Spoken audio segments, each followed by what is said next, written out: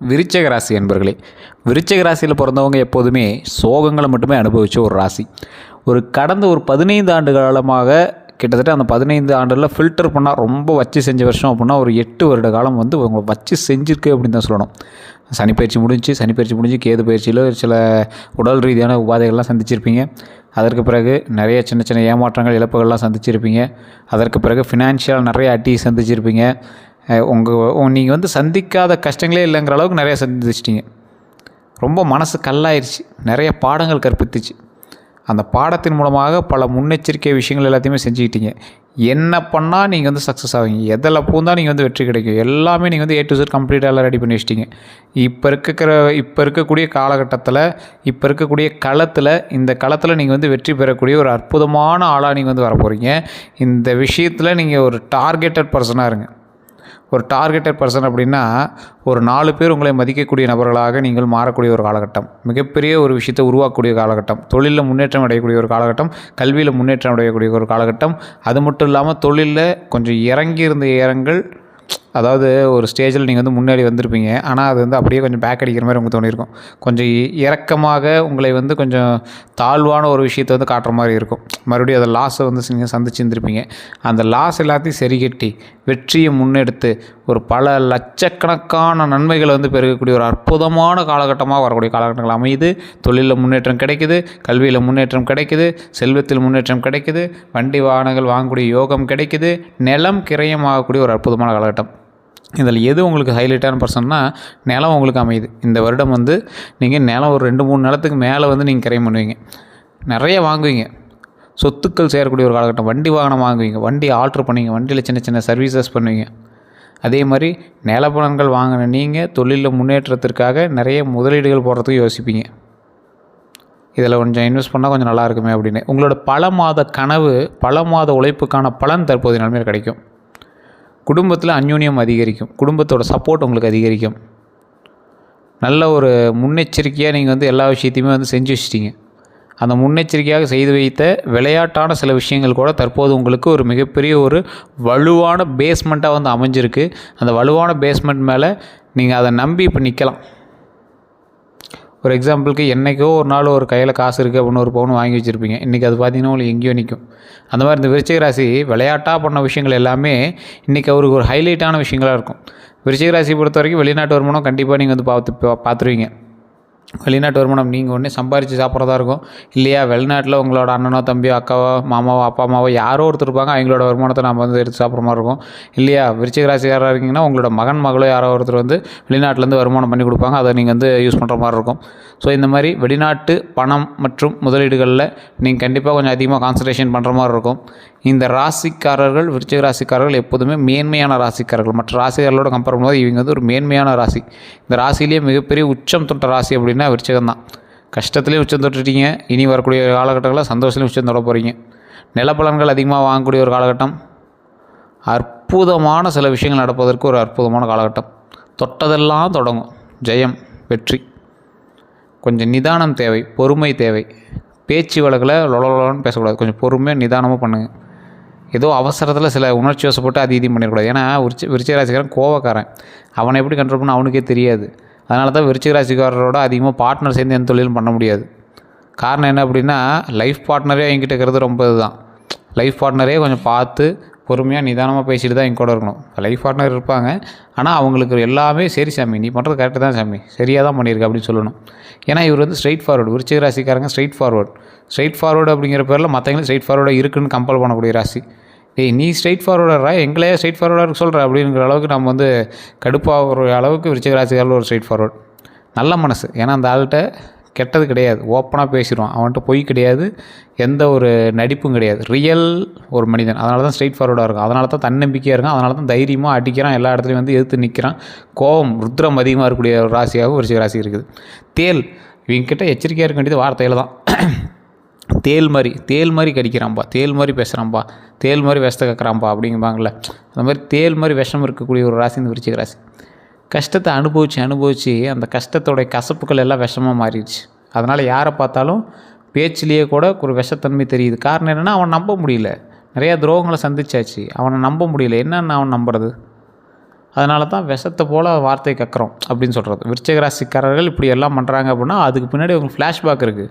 எங்களோட ஹிஸ்ட்ரியில் நிறைய கஷ்டங்களை சந்திச்சிங்க, துரோகங்களை சந்திச்சிங்க, அந்த நம்பிக்கையை வந்து ஸ்பாயில் பண்ண நிறைய பேர் சந்திச்சுவீங்க. அதனால தான் அவர் வந்து எதையுமே கொஞ்சம் யோசித்து பொறுமையாக நிதானமாக பண்ணுறாருங்க. அதே போல் இந்த ராசிக்காரர்கள் விருச்சிக ராசியில் பிறந்த ஒவ்வொருவரும் யோசித்து செயல்படக்கூடிய ஒரு விஷயம் என்ன அப்படின்னா, தொழில் ரீதியான விஷயங்களுக்கும் சரி, வெளி உலகில் மரியாதை ரீதியான விஷயங்களுக்கும் சரி, கொஞ்சம் பொறுமையாகவும் நிதானமாகவும் செயல்பட்டால் வெற்றி நிச்சயம். அந்த பொறுமையாகவும் நிதானமாகவும் செயல்படக்கூடிய விஷயங்களில் நீங்கள் எல்லாத்தையுமே கொஞ்சம் பொறுமையாக யோசித்து பண்ணுங்கள். இந்த காலகட்டம் அதீத முதலீடுகள் போட்டு நீங்கள் தொழில் செய்யக்கூடிய ஒரு காலகட்டமாக அமையுது. நீங்கள் அதீத முதலீடுகள் போட்டு நிலம் வாங்கக்கூடிய ஒரு காலகட்டமாக அமையுது. அதீத முதலீடுகள் போட்டு வீடு வாசல் வாங்கலாம், கார் வாங்கலாம். இது எல்லாமே இந்த காலகட்டத்தில் அமையுது. இது எப்படி நீங்கள் பயன்படுத்திக்கிறீங்க அப்படிங்கிற பொறுத்து தான் இருக்குது. தொழில் மட்டும் கொஞ்சம் அப்படியே மின்னி எடுக்கும். ஜூனுக்கு மேலே நல்லாயிருக்கு, ஒன்றும் டவுட்லாம் கிடையாது. ஜூனுக்கு மேலே அற்புதமாக இருக்குது. அதுலேயும் 2027 மேலாம் உங்களுக்கு வேறு லெவல் ஹைலைட்டு. ஸோ அதனால் நீங்கள் பயந்துக்கிட்டு பம்பிக்கிட்டுலாம் பண்ண தேவையில்லை. நல்லா இறங்கி உழைங்க.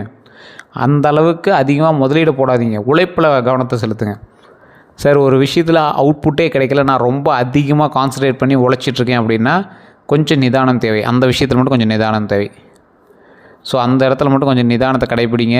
தொழிலில் முன்னேற்றம் கொண்டு வாங்க. அந்த தொழிலில் முன்னேற்றம் கொண்டு வரக்கூடிய இடத்துல உங்களோடு சேர்ந்து பிரயாணிக்கக்கூடிய வேலையாட்களாக இருந்தாலும் சரி, பார்ட்னராக இருந்தாலும் சரி, அவங்க மேலே ஒரு தடவைக்கு 2 தடவை கண் வைங்க. கண் வச்சு பார்க்கணும். நீங்கள் அதை பெருசாக கண்டுக்காமல் இருந்தீங்க அப்படின்னாலும் ஒன்றும் பண்ண முடியாது. விருச்சிக ராசி எப்போவுமே என்ன தெரியுமா, பயங்கரமாக உழைப்பாங்க. அதில் ஒரு சக்ஸஸ் பார்த்துட்டா அச்சீவ் பண்ணிட்டேன் அப்படின்னு நினச்சிட்டு வந்துடுவாங்க. அதுக்கு பின்னாடி தான் நிறைய இருக்குது. போட்ட உழைப்புக்கு ஒரு சக்ஸஸில் பத்தாது. அதுக்கு பின்னாடி நிறைய வருமானம் எடுக்கணும். ஒரு கம்பெனி கட்டுவார், கஷ்டப்பட்டு கட்டுவார், டிசைன் பண்ணுவார், அதெல்லாம் பண்ணுவார்.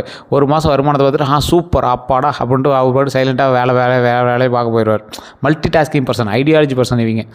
ஆனால் பின்னாடி அடுத்து வேலைக்கு ஆளை போட்டு பார்க்க சொல்லியிருப்பார். பெருசாக ரன்னிங் இருக்காது. காரணம் என்ன அப்படின்னா, இவர் டெய்லியும் தினம் ஒரே மாதிரி பார்க்குறதில்ல. ஃபஸ்ட் நாள் பார்த்தோம் அப்படின்னா அதே போதும் அப்படிங்கிற மாதிரி விட்டுறது. அந்த மாதிரி இருக்கவே கூடாது. நீங்கள் காலத்தில் தினம் நீங்கள் பார்க்கணும். தினம் ஃபஸ்ட் நாள் பார்த்த மாதிரியே எல்லா நாளும் பார்க்க ஆரம்பிக்கணும். அப்போ தான் வந்து வருமானம் பெருக ஆரம்பிக்கும், தொழிலில் முன்னேற்றம் கிடைக்க ஆரம்பிக்கும். அதை ஃபஸ்ட் நான் எல்லாம் மைண்டில் வச்சுக்கோங்க. இந்த ராசிக்காரர்கள் சோர்ந்து விழுந்துடாதீங்க. நீங்கள் வந்து ஒரு ஐடியாலஜி பர்சன். எல்லா விஷயத்துக்கும் ஐடியா கொடுப்பீங்க. ஈஸியாக உங்கள்கிட்ட வந்து ஐடியா கிடச்சிரும். நீங்கள் வந்து இறங்கி வேலை செய்கிற ஆள் கிடையாது, ஐடியா பர்சன் தான். இருந்தாலும் தினம் அந்த ஐடியாவை இம்ப்ளிமெண்ட் பண்ணுங்கள். தினம் ஒரு ஐடியா, அதிலேருந்து உங்களுக்கு அவுட்புட் கிடச்சிட்டே இருக்கணும். அது லாஸ் ஆகுது இதாகுதுன்னா பார்க்காதீங்க. உங்களோட ஐடியா கண்டிப்பாக வேலை செய்யும். நிறைய பேர் உங்களோட ஐடியாவை வந்து ஃபஸ்ட்டு யூஸ்லெஸ் அப்படின்னு சொல்லிட்டு போனவங்க எல்லாம் உங்கள் ஐடியாவை தெரியாமல் யூஸ் பண்ணிகிட்ருக்கான். ஸோ அந்தளவுக்கு ஒரு பில்லியன் பர்சன் இவங்க, ஐடியாலஜி பர்சன் இவங்க. ஸோ தன்னம்பிக்கை நேர்ந்த இந்த பர்சனுக்கு வரக்கூடிய காலகட்டங்கள் நல்லாவே இருக்குது. கொஞ்சம் நிதானமாக பொறுமையாக பண்ணிங்க பண்ணால் போதுமானது. வண்டி வாகனத்தில் கவனம் தேவை. ஸோ குடும்ப ரீதியான விஷயத்தில் கொஞ்சம் கவனம் தேவை. வார்த்தைகளில் கொஞ்சம் பொறுமை தேவை, கவனம் தேவை. வேறு எந்த ஒரு கருத்துக்களாக இருந்தாலும் மறக்காமல் கமெண்ட் செக்ஷனில் பதிவிடுங்க. நிறைய பேர் ஜோதிடம் பார்க்கணுன்னு ஆசைப்பட்டுட்டே இருக்கீங்க. கீழே டிஸ்கிரிப்ஷனில் நம்பர் கொடுத்துருக்கேன், ஸ்க்ரீனில் நம்பர் கொடுத்துருக்கேன். அந்த நம்பருக்கு நீங்கள் வந்து ஃபோன் பண்ணுங்கள். ஃபோன் பண்ணி ஜஸ்ட் கால் பண்ணி சார் என்ன மேட்ரு அப்படிங்கிறத தெரிஞ்சுக்கணும் அப்படின்னா, உங்களுடைய பிறந்த தேதி, பிறந்த நேரம், பிறந்த ஊர், உங்களுக்கு இப்போ என்ன நடந்துகிட்ருக்கு, எப்படி இருக்குது அப்படிங்கிறதெல்லாம் A to Z கம்ப்ளீட்டாக சொல்லிடுவாங்க. பிரபல ஜோதிடர் நம்பர் தான் கொடுத்துருக்கேன். சார் இது நிறைய பேர் ஃபோன் பண்ணிட்டு சார் பிஸின்னு வருது, இல்லைனா கால் எடுக்க மாட்டேங்கிற ரெஸ்பான்ஸ் இல்லை அப்படின்னு சொல்கிறீங்க. வெயிட் பண்ணுங்கள். ஏன்னா ஒவ்வொருத்தராக அப்படியே அடுத்தடுத்த லைனுக்கு நம்ம வந்து கொடுத்துட்டே இருப்போம். ஸோ அதனால் கொஞ்சம் வெயிட் பண்ணி தான் பண்ணுற மாதிரி இருக்கும். அப்படி இல்லை அப்படிங்கிறவங்க வாட்ஸ்அப்பில் ஒரே ஒரு மெசேஜ் போட்டு சார் இந்த மாதிரி டீட்டெயில்ஸ் அப்படிங்கிறத அனுப்பி வச்சுருங்க. A to Z கம்ப்ளீட்டாக உங்களுக்கு வந்து அனலைஸ் பண்ணிட்டு கால்குலேஷன் பண்ணிட்டு சொல்லிடுவாங்க. ஃபஸ்ட்டு இப்போ என்ன நடந்துட்டு இருக்குது அப்படின்னு தெரிஞ்சுன்னா வருங்காலம் எப்படி இருக்க போகுது அப்படிங்கிறத நீங்கள் ஈஸியாக புரிஞ்சிக்க முடியும். அவ்வளோ தெளிவாக சொல்லக்கூடிய நபரை நீங்கள் எங்கேயுமே பார்க்க முடியாது. ஒரு எக்ஸாம்பிளுக்கு சொல்கிறேனே, நான் நிறைய வீடியோக்குள்ளே சொல்லியிருப்பேன் அப்படின்னு நினைக்கிறேன். 1-2 வீடியோவில் நான் மென்ஷன் பண்ணியிருக்கேன். ஒரு ஜோதிடத்தில் ஒருத்தர் குழந்தை பிறக்குது அப்படின்னு சொல்லியிருந்தாங்க. அந்த குழந்தை வந்து ஆப்ரேஷன் பண்ணி தான் பிறக்குது அப்படிங்கிற மாதிரி டாக்டர் சொல்லிட்டாங்க. எந்த நாள் குறிக்கலாம் அப்படின்னு ஜோதிடர் வந்திருக்காங்க. ஒரு குறிப்பிட்ட ஒரு வாரத்துக்கு கழித்து வந்து ஒரு டேட் கொடுத்துருக்காரு. ஆனால் இவங்க ஜோசிடர் வந்து என்ன சொல்லியிருக்காரு அப்படின்னா, ஒரு வாரத்துக்கு முன்னாடியே டேட் கொடுத்துட்டார். சார் ஆப்ரேஷனே ஒரு வாரத்துக்கு அப்புறம் தான் குழந்தையோட மெச்சூரிட்டியாக இருக்குது அப்படிங்கிற மாதிரி சொல்லியிருக்காங்க. நீங்கள் முன்னாடியே சொல்கிறீங்க அப்படிங்கிற மாதிரி சொல்லியிருக்காங்க. இல்லை இந்த டேட்லேயே தான் இருக்கும் அப்படிங்கிற மாதிரி டேட்டு கொடுத்துட்டாரு. சார் ஆப்ரேஷன் பண்ணி எடுக்கிறது அப்படின்னா, இல்லை நீங்கள் இந்த டேட்டை மட்டும் எடுத்துகிட்டு போங்க, ஆப்ரேஷன் டைம்லாம் தேவையில்லை அப்படின்னு சொல்லிட்டாரு. கரெக்டாக அவர் சொன்ன டேட்லேருந்து ஒரு வாரம் கழிச்சு தான் குழந்தை பிறக்கிறதா இருந்தது.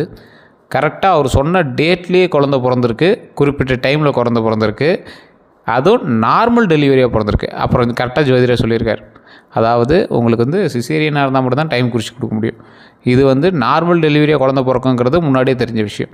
ஸோ அதே நாளில் அவர் சொன்ன நாளில் குழந்தை பிறந்திருக்கு அப்படிங்கிறது 2 பேரோட ஜாதகத்தை வச்சு அவ்வளோ அக்யூரேட்டாக கண்டுபிடிச்சிருக்காரு.